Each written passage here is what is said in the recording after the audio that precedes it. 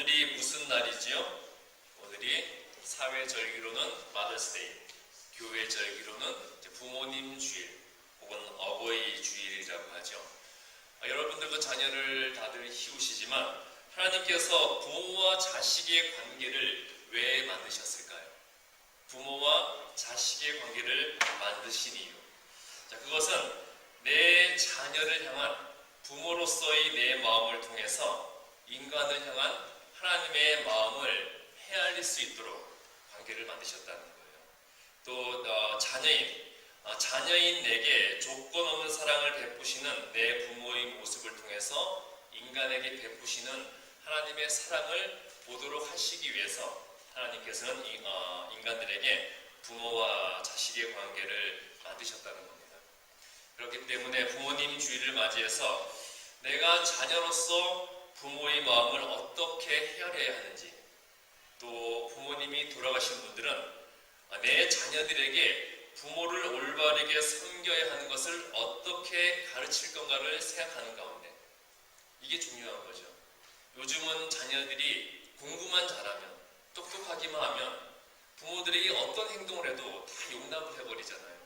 사실 저도 내 자녀를 그렇게 잘 키운다고 말씀드릴 수는 없지만 자녀들에게 올바르게 부모를 섬길 수 있는 그 방법을 가르쳐주지 않는다면, 부모를 제대로 섬기지 못하는 자녀가, 눈에 보이는 부모를 제대로 못 섬기는 자녀가 눈에 보이지 않는 하나님을 잘 섬기는 자녀는 결코 될 수가 없다는 겁니다. 그렇기 때문에 이 모든 것을 생각하는 가운데 우리가 내 아버지 하나님을 어떻게 섬겨야 할 것인가, 그것을 생각해 볼 수 있어야 될 것 같아요. 여러분들 자녀에게 어떤 마음을 가지고 계세요? 부모로서 자녀에게 어떤 마음을 가지고 계십니까? 자식은 부모에게 있어서 어떤 존재예요? 한마디로 정의하면 자녀는 부모에게 어떤 존재입니까? 모든 것이죠. 자녀는 부모의 모든 것이 된다는 거예요. 1994년에 한국에서 성수대교가 붕괴되는 비극적인 사건이 있었죠. 하필 그 시간이 학생들이 등교하는 시간이랑 겹쳐서 버스를 타고 다리를 건너 무학여고와 무학여중에 다니는 여학생들의 희생이 컸어요. 그런데 그 사고가 난 후에 그 죽은 여학생들의 부모들의 가슴 아픈 사연이 많이 있더라고요. 특별히 딸들하고는 아빠들이 굉장히 애틋한 관계가 많잖아요. 그래서 그 아빠들의 애틋하고 가슴 아픈 사연들이 많이 있었는데, 어떤 아빠는요, 그 사고로 딸을 잃은 이후에 하루가 지나서 강물에서 건져낸 딸의 유품을 받았대요. 바로 책가방인데, 그 책가방 안에서 딸이 미처 아빠에게 전해주지 못한 편지를 발견했다고 합니다.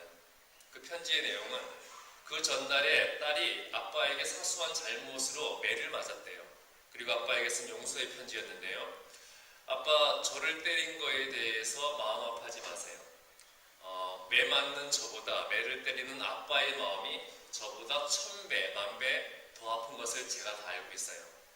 아빠, 저를 때린다고 생각하지 마시고 제 안에 있는 나쁜 것들을 아빠가 때려서 내쫓았다고 생각을 해주세요.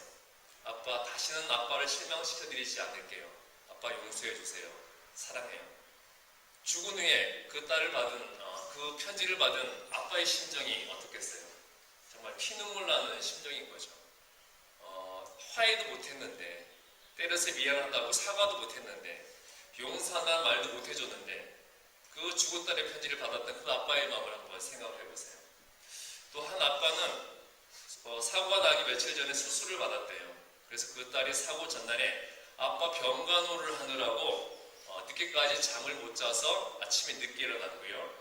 그래서 통학버스를 놓쳐가지고 어쩔 수 없이 시내버스를 타고 가다가 사고가 나버렸다는 겁니다. 이 아빠는 자기가 딸을 죽였다는 거예요. 자기 때문에 자기 딸이 죽었다는 거죠. 그 죄책감을 가지고 살아가다가 결국은 1년 후에 그 희생자들을 위해 세우는 위령탑 앞에서 극약을 마시고 자살을 했다고 합니다. 그리고 또 어떤 아빠는요, 이 중병에 걸려서 빨리 치료를 받아야 되는데 치료를 거부했대요. 애비로서 딸도 지켜주지 못하고 그 꽃다운 나이에 비극적으로 죽게 만들어 놓고 내가 무슨 염치로 더 살겠다고 치료를 받느냐. 난 이대로 살다가 내 딸의 뒤를 따라가겠다. 그렇게 치료를 거부한 아빠의 이야기도 있고요. 또 한 분은 한국의 굴지의 대기업의 임원으로서 사회적으로 승승장구했대요. 그런데 딸을 잃은 이후로 퇴근만 하면 집에 들어와서 비어있는 딸의 방에 들어가서 날마다 통곡하는 게 하루 일상이었다고 합니다. 그렇게 빈 방에 들어가서 울고 밥 먹다가도 울고 자다가도 일어나서 매일 울다가 그렇게 시름시름 앓더니 한 2년이 지난 후에 도대체 원인도 모를 병으로 세상을 떠나서 그 딸의 뒤를 따랐다고 해요. 여러분들 부모가 아니면 이런 부모의 심정을 절대 이해하지 못할 거예요. 여러분들이 한번 생각을 해보세요. 그 사고로 죽은 그 딸들과 그 자녀들과 남겨진 부모들 중에 누구의 고통이 더 클까요? 누구의 고통이 더 크겠어요? 물론 사고로 목숨을 잃은 자녀들의 고통은 굉장히 컸을 겁니다. 하지만 그 사고의 순간은 짧았잖아요. 그 짧은 고통의 순간이 닿은 후에 그 자녀들은 하늘나라 좋은 곳으로 갔을 거예요. 이제 문제는 남겨진 부모님이라는 거죠. 그 부모님들은 자신의 자녀들이 사고의 순간에 느꼈을 그 고통을 날마다 느끼는 거잖아요. 날마다 자식이 겪었을 그 고통을 생각하면서 똑같은 고통을 날마다 느끼는 것이고요. 그 고통에 더해서 자식을 지켜주지 못했다는 죄책감, 그리고 자식에 대한 그리움, 그래서 남겨진 부모님의 고통이 훨씬 클 것이라는 거죠. 오로지 부모된 자들만이 부모로서의 그 마음을 이해할 수 있을 것 같습니다. 저도 어릴 때는 제 부모님의 마음을 절대 이해할 수가 없었어요. 또 이해하기도 싫었고요. 그러다가 나이가 들어서 제가 부모가 되니까 부모님의 마음을 조금이나마 깨달을 수가 있겠더라고요. 제가 언젠가 한국인이 운영하는 조그만 월남구슬집에 가서 월남구슬을 먹는데 한 젊은 엄마가 조그만 아기를 데리고 들어가더라고요. 그래서 월남구슬을 시켜서 먹으려고 하는데 이 옆에 애가 하도 보채고 징징거리니까 국수 한 젓가락을 제대로 못 먹는 거예요. 그런데 이 젊은 엄마가 막 울더라고요. 그래서 사장님이 오셔서 왜 우냐고 그랬더니 이 젊은 엄마가 하는 얘기가 내가 결혼해서 애를 낳아보니까 이 애 때문에 밥 한 숟가락을 제대로 못 먹는다. 지금 보는 것처럼 국수 한 젓가락 내 입에 제대로 못 넣는다. 내가 이러다 보니까 우리 엄마가 나를 얼마나 어렵게 키웠을까 그것을 생각하게 됐다고. 정말 나 때문에 우리 엄마가 밥 한 끼 제대로 못 드셨을 거고 나 때문에 우리 엄마가 이렇게 힘들었겠구나. 그걸 생각하니까 엄마한테 너무 미안해서 운다고 그렇게 이야기를 하더라고요. 저도 지금 와서 생각해보니까 제가 어렸을 때 부모님의 마음을 잘 이해하지 못했던 거는 의사소통이 잘 안 돼서 그랬던 것 같아요. 부모님은 저랑 대화를 하려고 하는데 저는 무조건 우리 엄마 아버지하고는 대화가 안 돼. 나와 생각이 너무 틀려. 부모님은 나랑 대화를 하려는 게 아니라 무조건 나를 야단만 치려고 해. 그렇게 생각하면서 항상 부모님을 피하려고 했던 것 같아요.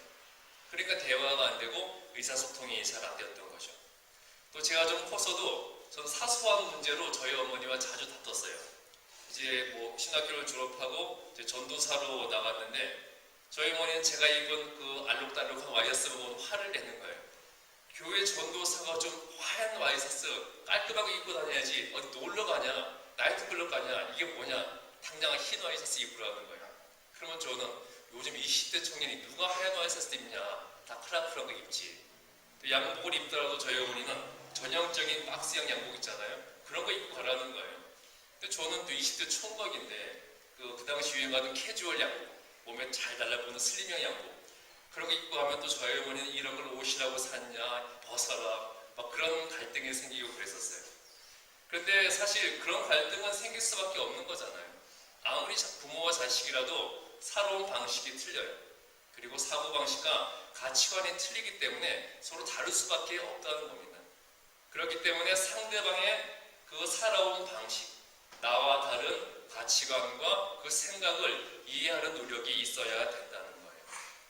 아무리 부모 자식 간이라도 서로의 생각을 이해하려는 그런 시도와 노력이 없다면 그 관계는 소원해질 수밖에 없다는 거죠. 자, 그러면 부모와 자식 간의 친밀한 관계를 위해 부모가 먼저 변해야 될까요? 자식이 먼저 변해야 될까요? 자, 누가 먼저 변해야 되겠습니까? 50년, 60년, 70년 살아오면서 삶의 방식이 딱 고정된 그 부모님보다는 20년, 30년밖에 안 산 그 자식이 변하는 게 더 쉽다는 거예요. 또 그게 순리이자 도리이기도 하다는 거죠. 그렇다면 나와 하나님과의 친밀한 관계를 위해서는 또 누가 먼저 변화되어야 되겠어요? 나와 하나님과의 친밀한 관계를 위해서 자, 누가 양보하고 누가 먼저 변화되어야 되겠습니까? 60년, 70년, 80년 산 부모님을 위해서 20, 30년 산 자식이 변화되어야 된다면 하나님의 연세는 어떻게 되겠어요? 하나님의 연세 아시는 분 있어요? 종잡을 수가 없잖아요.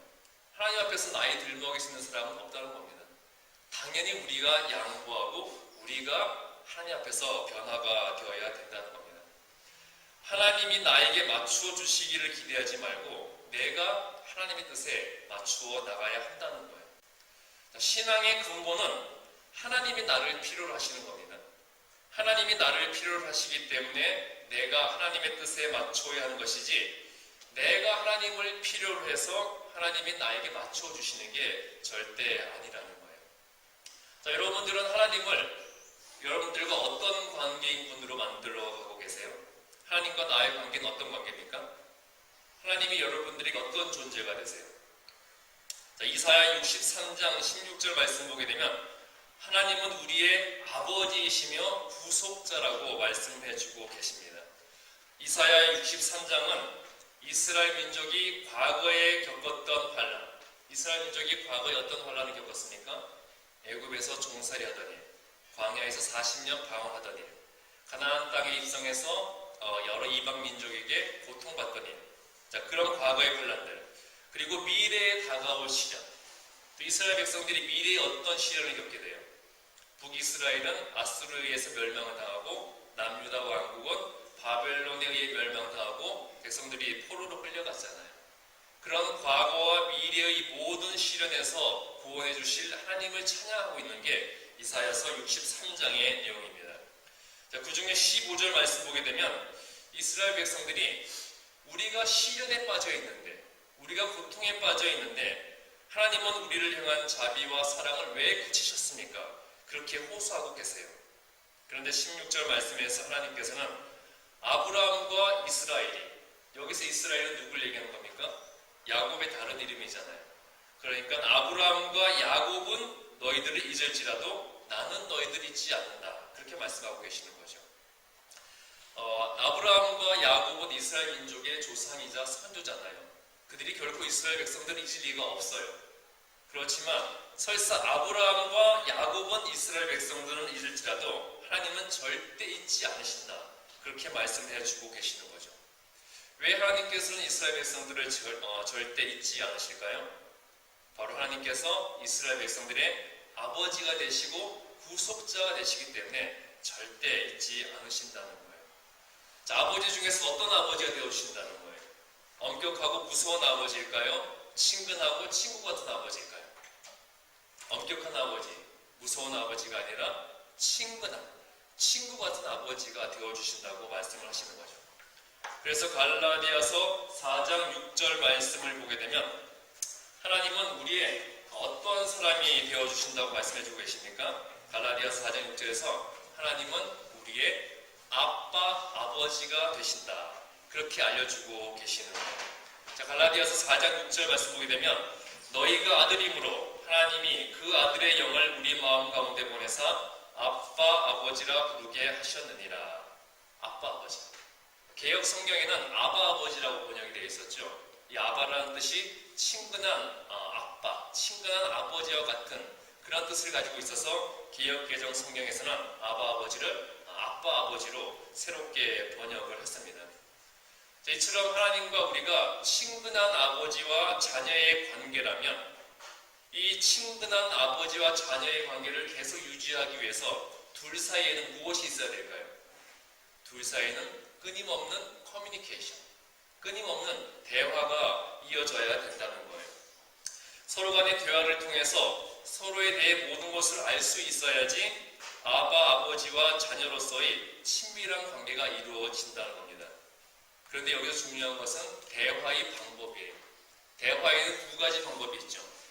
양방향적인 대화와 일방통행적인 대화입니다. 자, 우리가 하나님과 대화할 때 양방향의 대화가 되어야 될까요? 일방통행적인 대화가 되어야 될까요? 자, 어떤 대화가 되어야 되겠습니까? 양방향의 대화가 되어야 되는 것이고, 내가 말을 하고 내가 듣기도 하고, 그런 대화가 이루어져야 된다는 거예요. 근데 여러분, 하나님과 대화하실 때 양방향의 대화를 하세요? 일방통행적인 대화를 하세요? 사실 우리는 일방통행적인 대화를 하잖아요. 그냥 내가 아쉬울 때 내 필요한 것만 다 달라고 강구를 합니다.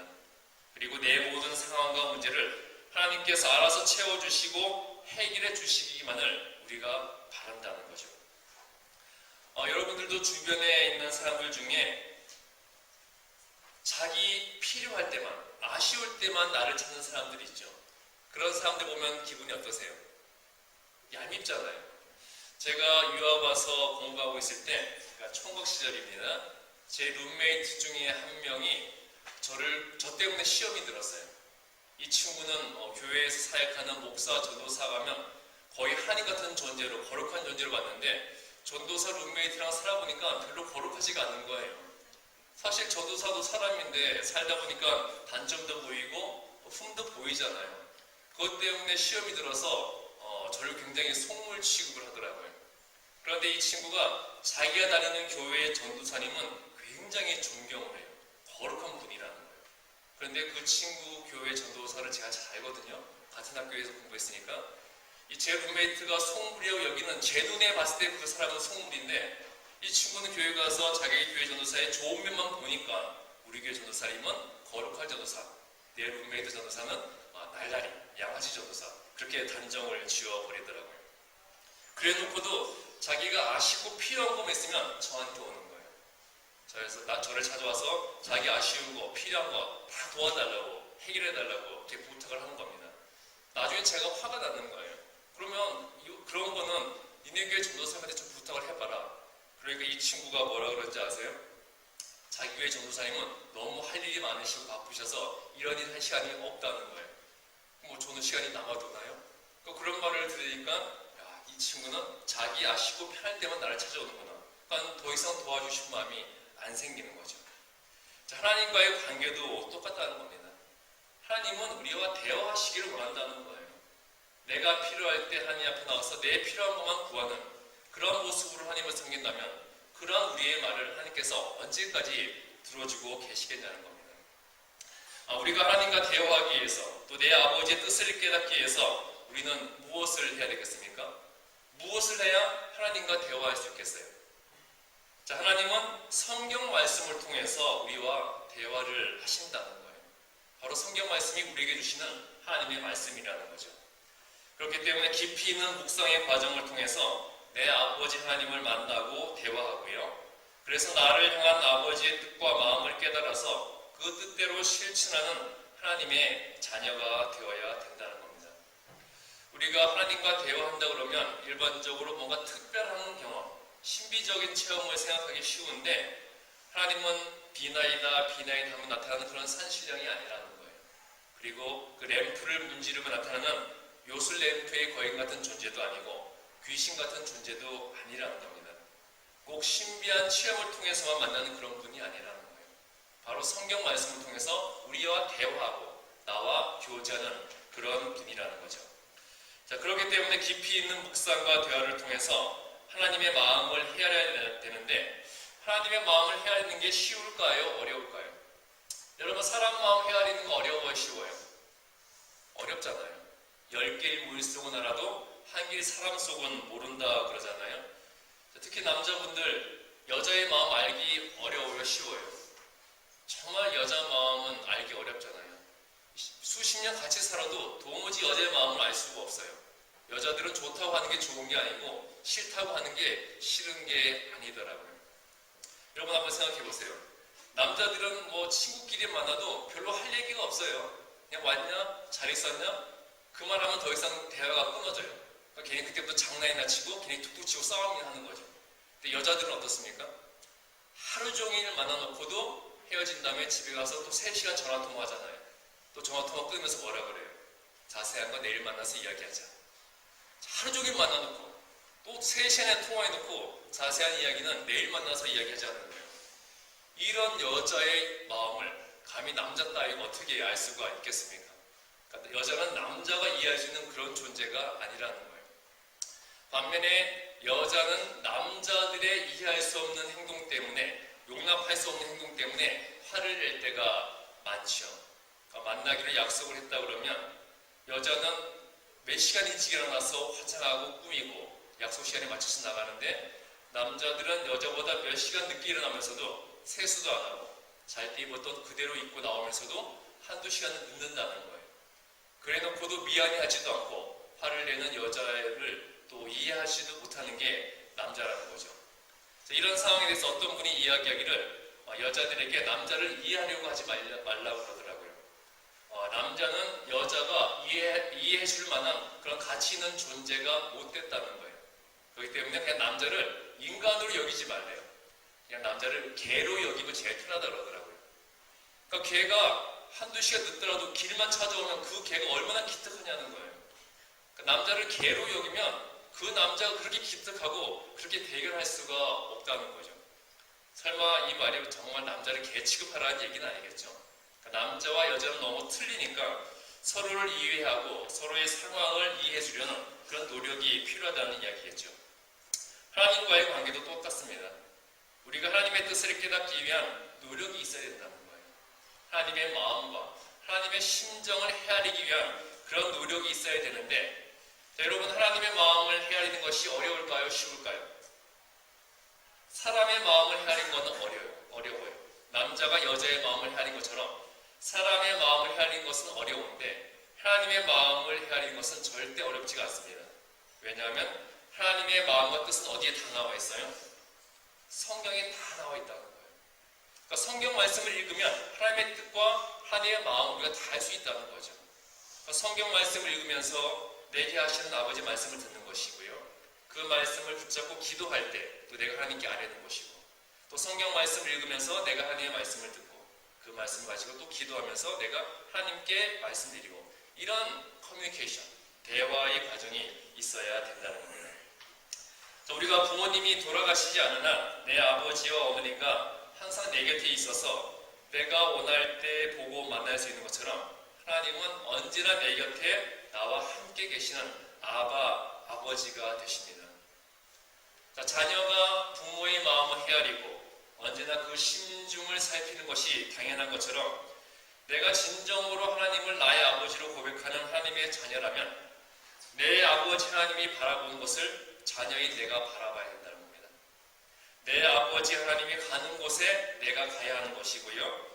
내 아버지 하나님이 살펴보는 사람을 내가 살펴보아야 하는 것이고, 내 아버지 하나님이 마음 아파하는 일로 자녀인 내가 마음 아파할 수 있어야 되는 거예요. 자, 하나님의 자녀된 자들이 모인 교회도 똑같습니다.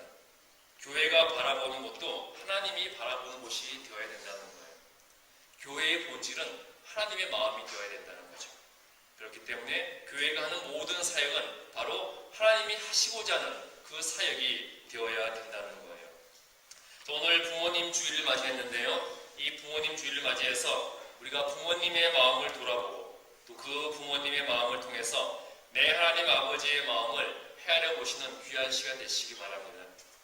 하나님이 내게 친밀한 아버지가 되어주시는 거죠. 하나님을 나의 아버지로 모시고 그 하나님과 함께하는 그 은혜와 감격을 언제나 누리시는 축복의 성도들 되시기를 주님의 이름으로 축복합니다. 아멘.